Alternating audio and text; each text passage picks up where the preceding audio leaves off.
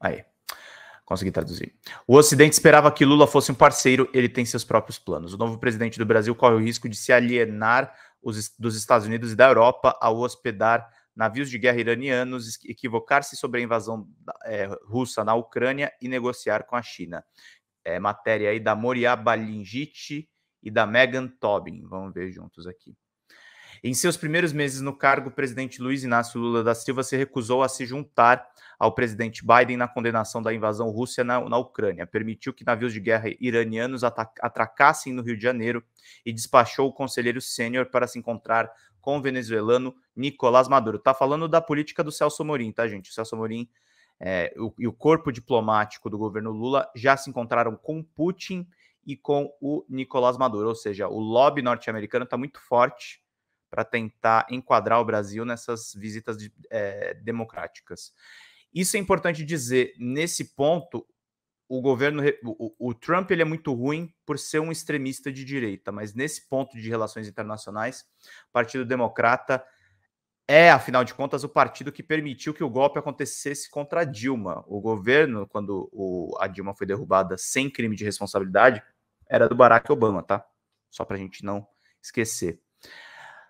Vamos lá, seguindo na leitura da notícia. Na sexta-feira, Lula seguirá para Pequim, finalizando uma viagem de 3 dias à China. Mais de 200 líderes empresariais brasileiros foram à China antes da chegada de Lula para fechar uma enxurrada de negócios de aproximação do Brasil com seu maior parceiro comercial, em um momento em que as relações entre Washington e Pequim estão cada vez mais tensas. A programação de Lula incluirá uma parada em uma instalação da Huawei, em Xangai, a gigante de telecomunicações que está sujeita às sanções dos Estados Unidos.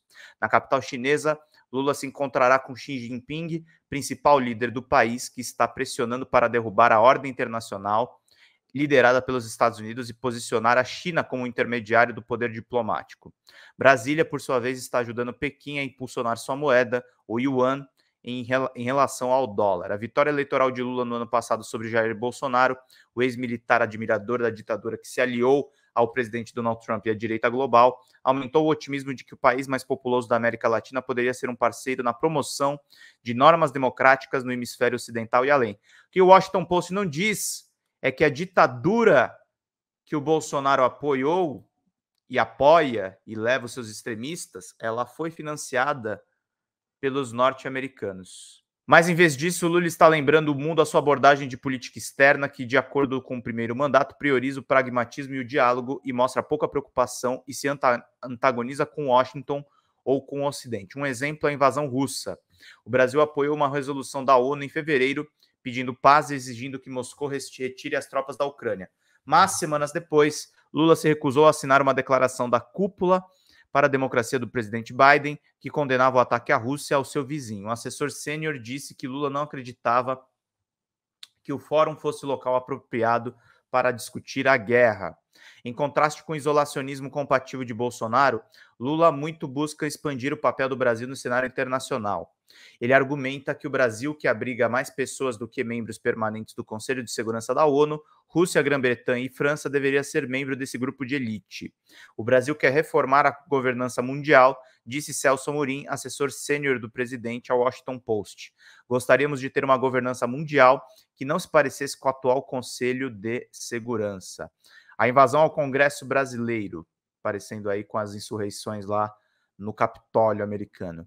Como presidente do Brasil entre 2003 e 2010, Lula buscou uma ordem mundial multipolar que apoiaria economias em crescimento mais rápido do mundo, sem exigir que adotassem valores políticos específicos. Em 2009, ao lado dos líderes Dmitry Medvedev, que era presidente da Rússia na época, Hu Jintao, da China, e Manmohan Singh, da Índia, Lula participou da primeira cúpula dos BRICS, as grandes economias em desenvolvimento, Brasil, Rússia, Índia, China e África do Sul, que se apresentavam como uma folha das 7 economias mais avançadas. Os BRICS lançaram sua própria instituição de financiamento, o novo Banco de Desenvolvimento, que é o NBD, que está sendo agora chefiado pela Dilma, em 2015, como alternativa ao Fundo Monetário Internacional, o FMI. Os Emirados Árabes Unidos, Uruguai e Bangladesh aderiram em 2021, enquanto o Egito se tornou membro no mês passado. Lula deve celebrar a continuação do papel de liderança do Brasil no bloco na quinta-feira, quando a sucessora como presidente, Dilma Rousseff, assumirá o comando do banco em sua sede em Xangai. A China e o Brasil retrataram reataram os seus laços entre si e com a Rússia, como sendo crescente importância global. Em entrevista à mídia estatal na terça-feira, o embaixador da China no Brasil, Zhu Qingqiao, descreveu os BRICS como um catalisador para mudar o sistema de governança global. Nenhum dos países do BRICS atualmente impõe sanções à Rússia. O aumento do comércio entre Rússia e China, em particular, ajudou a aliviar parte das sanções ocidentais. Pequim alavancou as condições para levar mais empresas a negociar com o yuan, em alguns casos permitindo-lhe contornar completamente o dólar. O Brasil conta com a Rússia como principal fornecedor de fertilizantes para o seu setor agrícola, o que alimenta suas crescentes exportações para a China. O comércio da Rússia com o Brasil e com a China atingiu recordes em 2022. Horas antes da chegada de Lula a Xangai, a mídia estatal chinesa informou que uma filial brasileira de um banco estatal chinês havia liquidado sua primeira transação internacional em moeda chinesa. O Banco Central do Brasil anunciou este mês que o yuan ultrapassou o euro como a segunda moeda de reserva internacional do país. Estamos vendo cada vez mais capacidade por parte da China de atuar como uma alternativa viável para o Ocidente e desenvolver alianças diplomáticas que enfatizem esse ponto, disse Margaret Myers, diretora do Programa da Ásia e América Latina no Inter ou Think Tank americana Dialogue em Washington. Os BRICS estão desempenhando cada vez mais esse papel e Lula, como fundador do grupo, está inclinado a reforçar essa visão.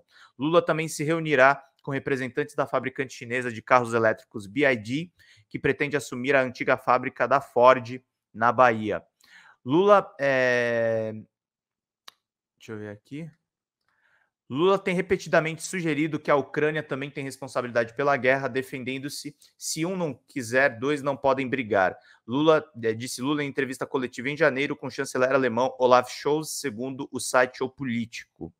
Durante uma reunião virtual em março com o presidente ucraniano Volodymyr Zelensky, Lula reiterou seus recentes apelos para um clube da paz de países não alinhados para mediar entre a Rússia e a Ucrânia. A ideia não ganhou muito fôlego em Washington quando Lula visitou Biden em fevereiro. Em Pequim, Lula espera uma recepção tão calorosa quanto a que recebeu as duas visitas de Estado na China durante a primeira passagem como presidente, quando teve uma relação particularmente próxima com o então líder Hu Jintao. A economia brasileira cresceu durante a primeira presidência de Lula, em grande parte graças ao aumento dos preços das commodities e das vendas para a China.